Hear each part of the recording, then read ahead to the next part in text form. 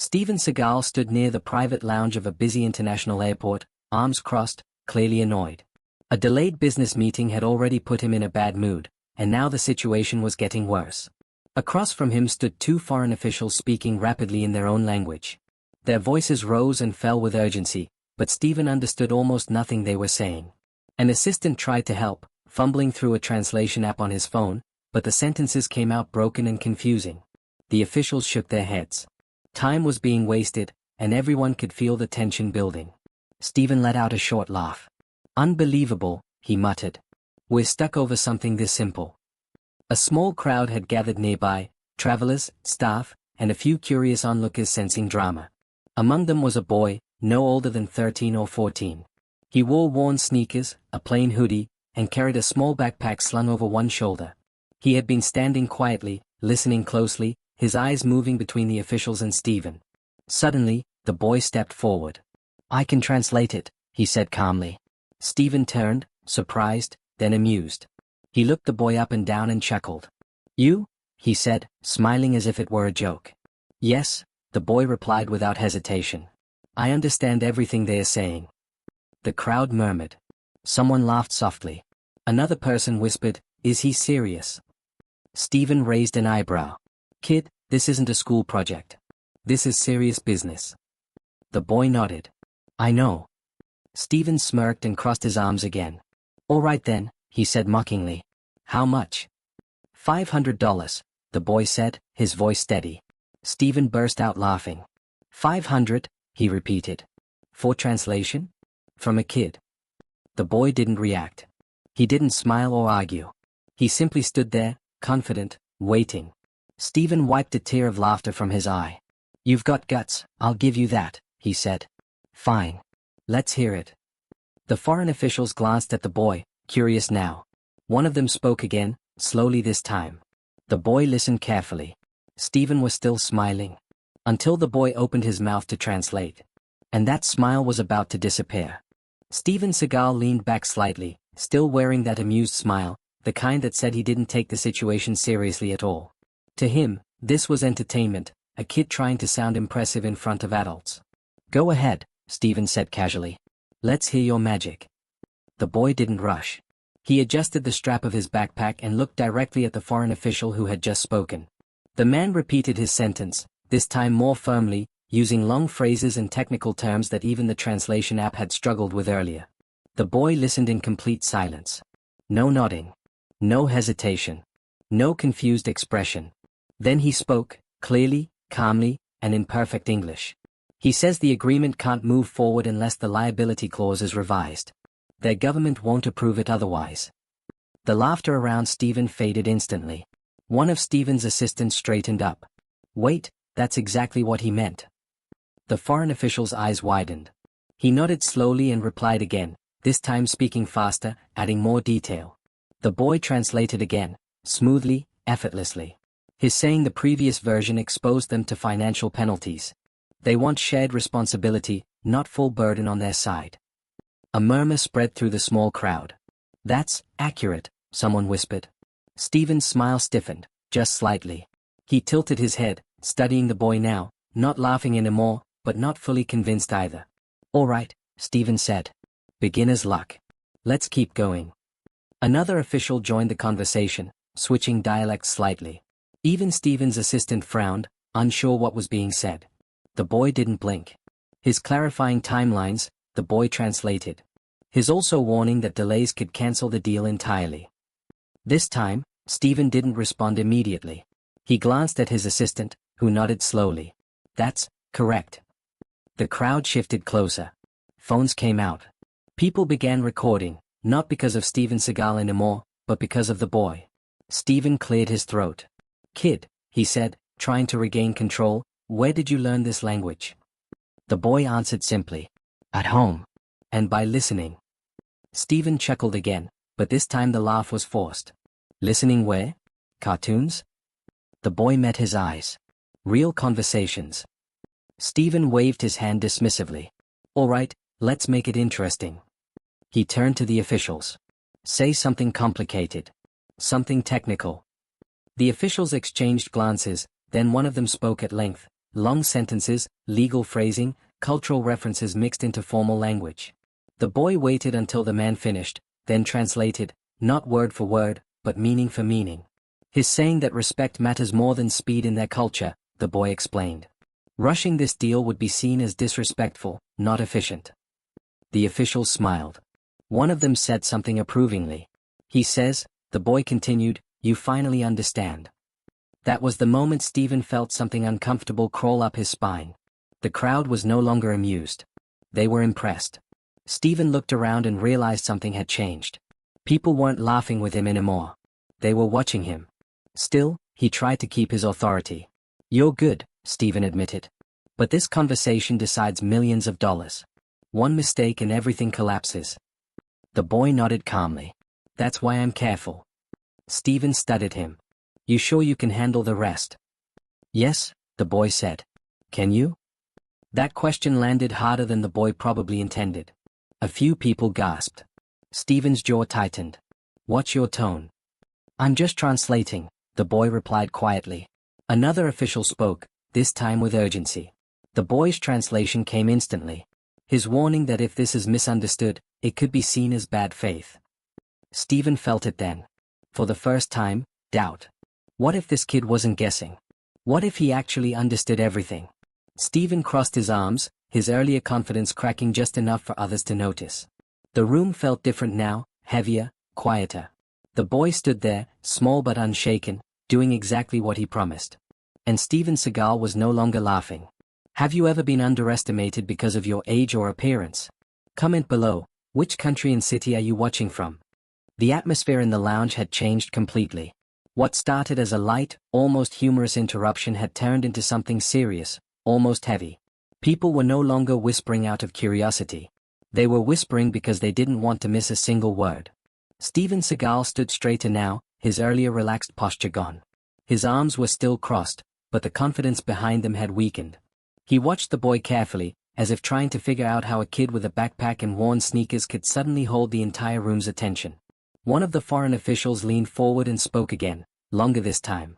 His voice was calm, but the content sounded intense. There were pauses, emphasis, and subtle changes in tone that even a fluent speaker could easily miss. The boy listened. His eyes focused. His expression serious. No sign of fear. Then he translated. He's saying the contract includes a clause that hasn't been fully explained to you yet, the boy said. If it's triggered, it gives them the right to withdraw without notice. Steven's assistant stiffened. That clause wasn't in the summary. The official responded quickly. He says it was mentioned, but only verbally, and that misunderstanding it could cause legal conflict later. A low murmur ran through the crowd. Stephen felt his stomach tighten. This was no longer about proving a point or laughing at a kid. This was about avoiding a serious mistake. He stepped closer. Translate everything, he said firmly. Word for word. Nothing extra. The boy shook his head gently. That would be wrong. Stephen frowned. What? In this language, the boy explained, some meanings aren't in the words. They're in how they are said. If I translate word for word, you'll misunderstand. The officials nodded in agreement. Stephen hesitated. For the first time, he wasn't sure what the right move was. Fine, Stephen said after a pause. Then explain it. Carefully. Another official spoke, this time with urgency. His voice rose slightly, then dropped, signaling warning rather than anger. The boy translated immediately. He's saying this deal is at a crossroads. If it feels rushed or careless, they'll walk away, permanently. Stephen's jaw clenched. This was serious. A man in the crowd whispered, that kid just saved him.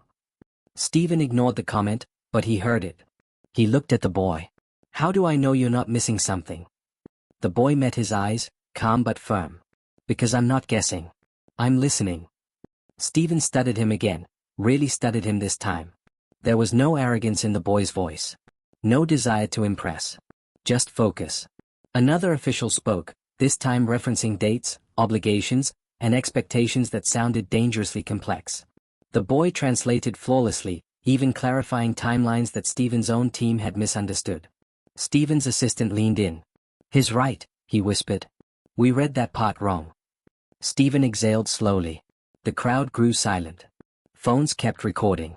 Then Stephen asked a question directly through the boy, something risky, something that could either save the deal or end it completely.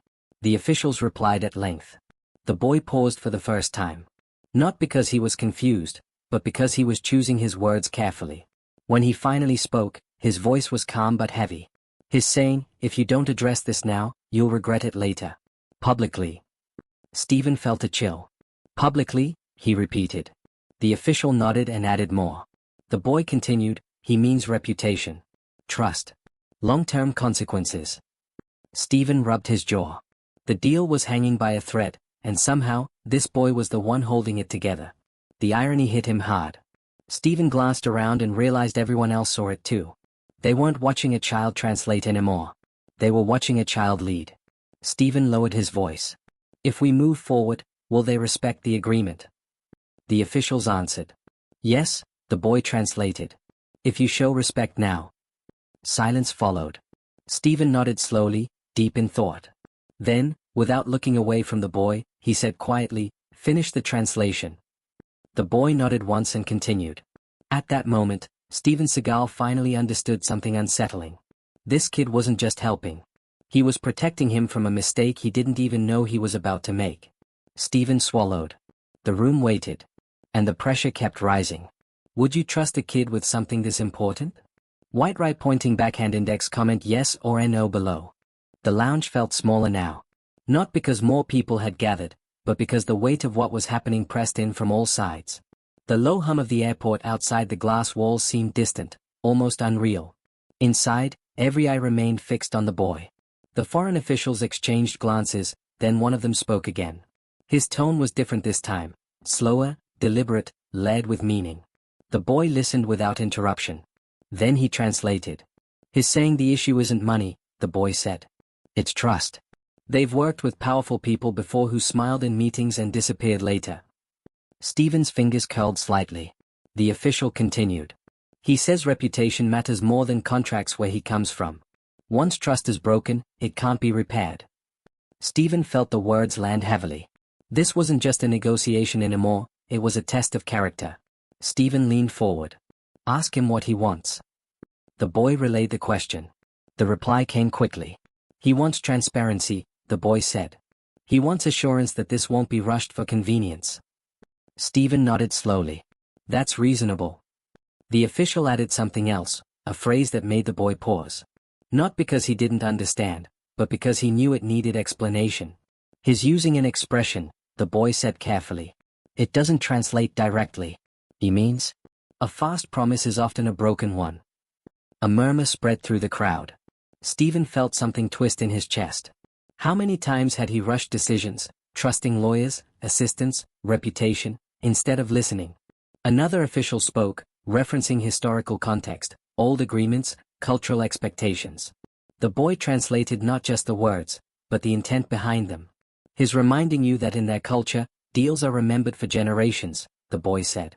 "Not just for profit, but for honor." That was it. Stephen's confidence cracked completely. He looked around and realized something that made his stomach drop.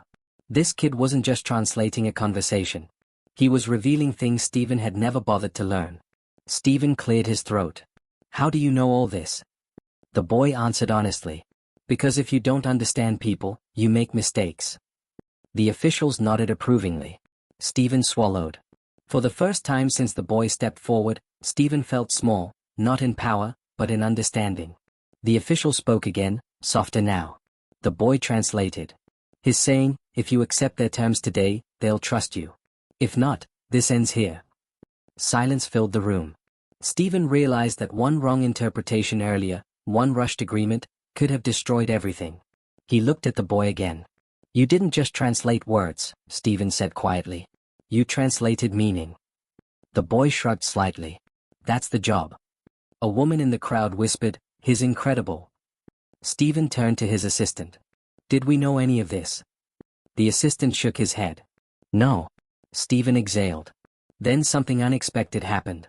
The official said a short sentence, simple, almost casual. The boy translated it. "He's asking if you respect them, or if you're just here to win." The room froze. Stephen felt his heart beat harder. This was no longer about business. This was personal. Stephen looked directly at the official. Tell him. I respect him. The boy paused, then shook his head slightly. That's not enough, he said. Stephen frowned. What do you mean? The boy met his eyes. In his language, respect is shown by action, not words. The official waited. The crowd held its breath. Stephen felt a strange mix of pressure and clarity.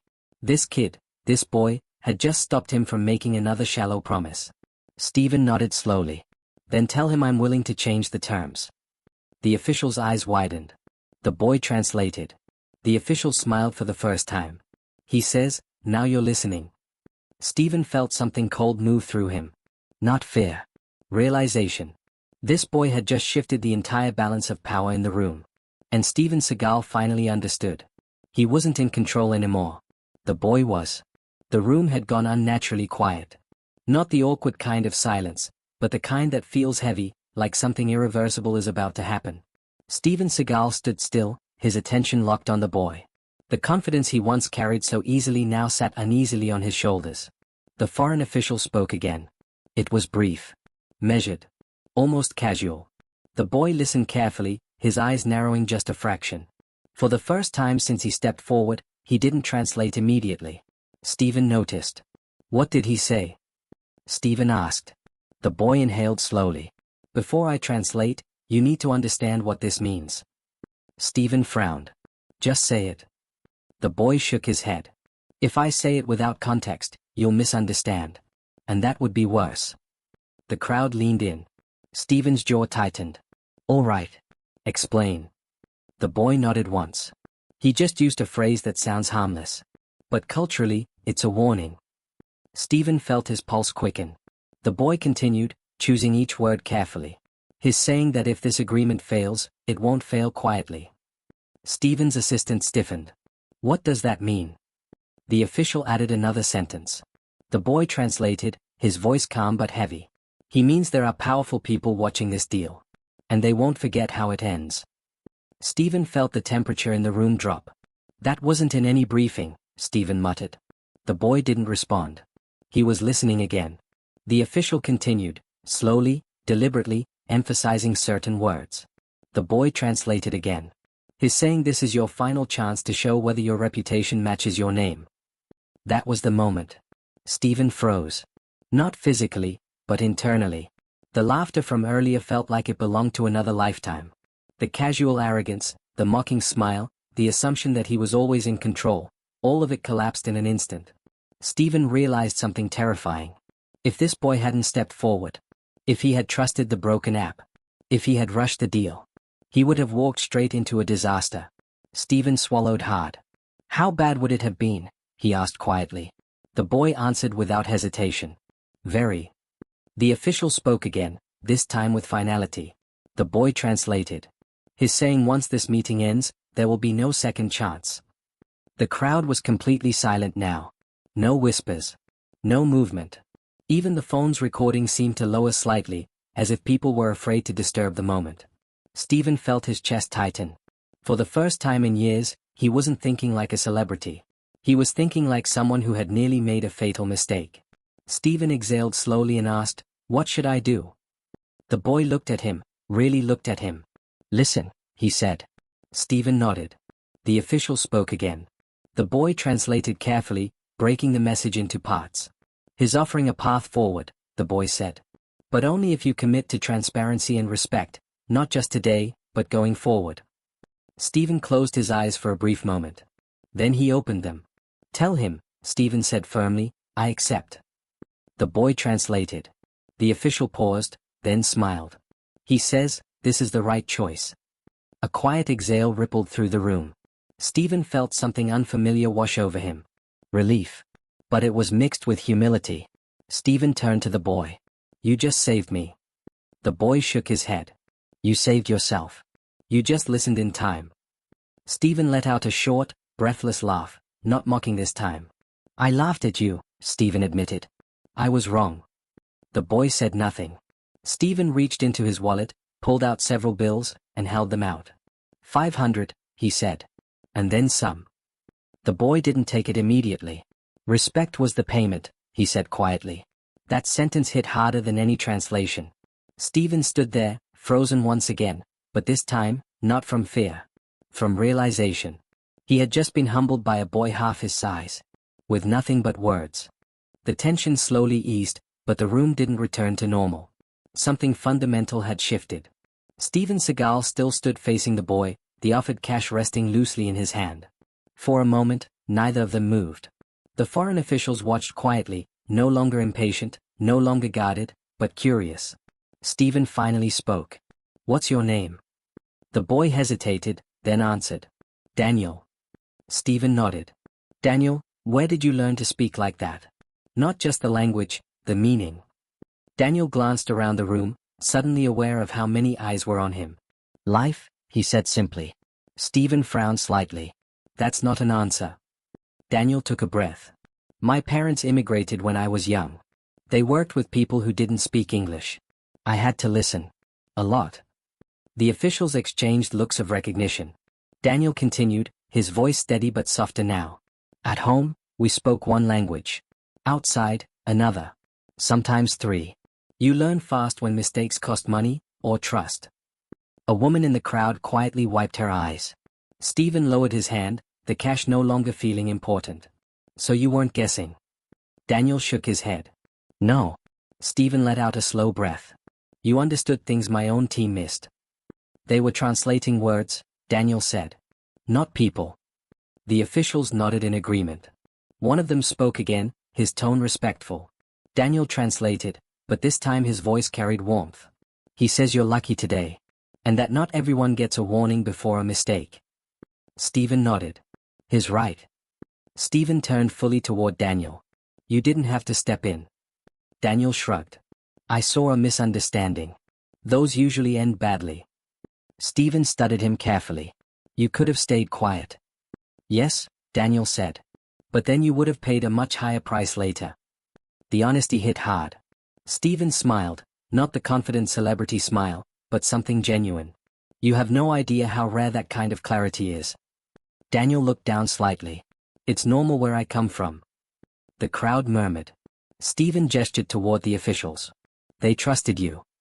"They trusted honesty," Daniel replied. Steven nodded slowly. "And I didn't." That admission surprised even Steven himself. A moment passed. Then Steven extended his hand again, this time without the money. "Thank you," he said. "Properly." Daniel hesitated, then shook it. The officials smiled. One of them spoke again. Daniel translated. "He says respect given freely is worth more than any contract." Steven smiled. "I believe that now." Steven turned to his assistant. "Cancel the next meeting. I'm not rushing anything." The assistant blinked. "All of it?" "Yes," Steven said. "All of it." The room buzzed quietly. Steven then turned back to Daniel. "What are you doing here alone?" Daniel pointed toward a seating area. "Waiting for my mother. She works nearby." Steven nodded thoughtfully. "Do you go to school?" "Yes." "Languages?" Steven asked. "Every chance I get."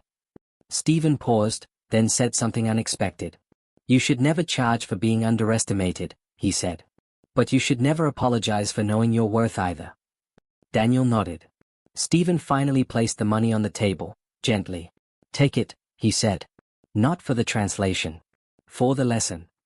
Daniel hesitated, then accepted it. The officials stood, satisfied. The crowd began to relax, conversation slowly returning. But the moment wasn't over yet. Someone in the back asked quietly, "Why didn't you tell him who you were earlier?" Daniel looked confused. "Who?" Steven smiled faintly. "That," Steven said, "is exactly why. If you believe intelligence has no age, type respect in the comments." By the time Steven Seagal left the lounge, the story had already begun to spread.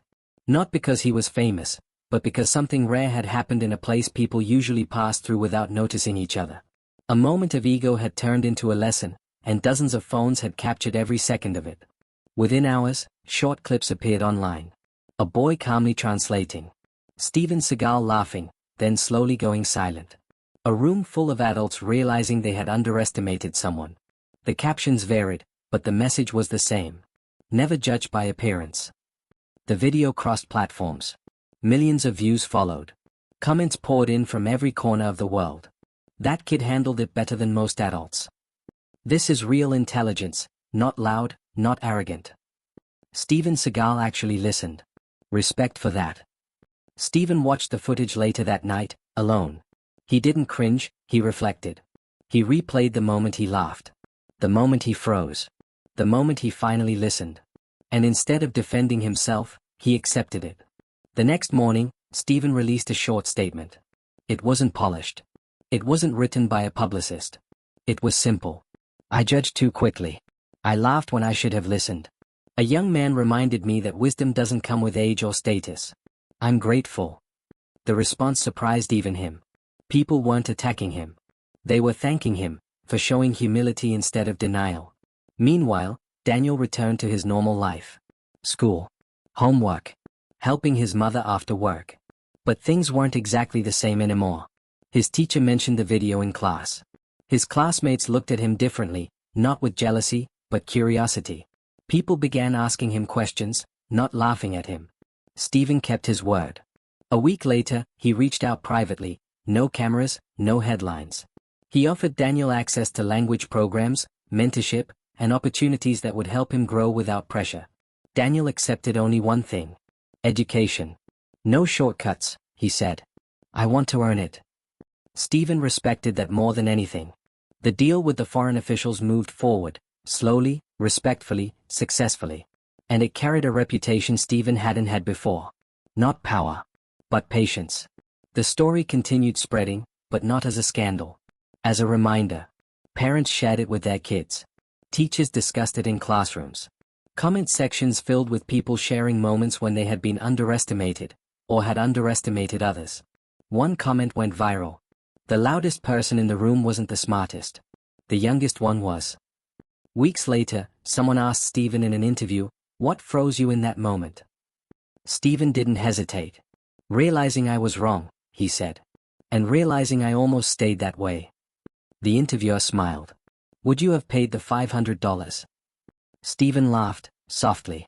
"I would have paid a lot more for that lesson." As for Daniel, he never chased fame. He kept listening.